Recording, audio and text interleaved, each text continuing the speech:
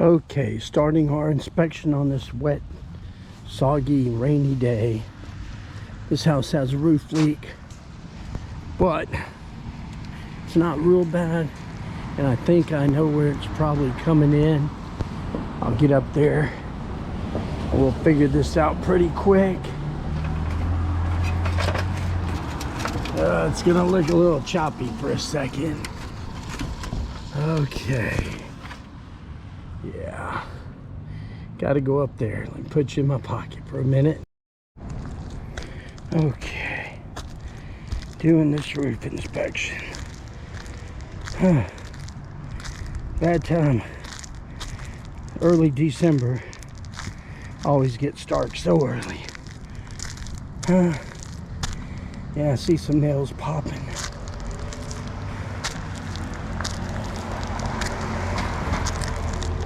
Let's see.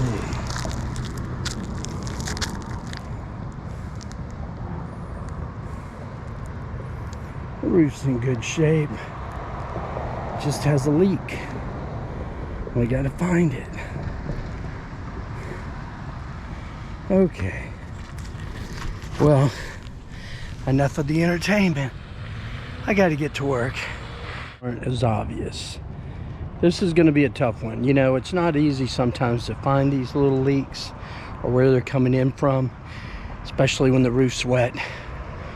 But I found a couple of spots, tiny little things that happen on a roof. Just kind of walk you over here. Okay. Let's see. One of them is possibly that. And if you can see it, there's a little piece of this ridge cap where there was a couple of nails nailed in. The sealant is coming loose. There's a cut right there on the edge. See that? Possibility. No, that's an easy fix. We just seal it back up. And then over here, where is it? I found a nail that popped out.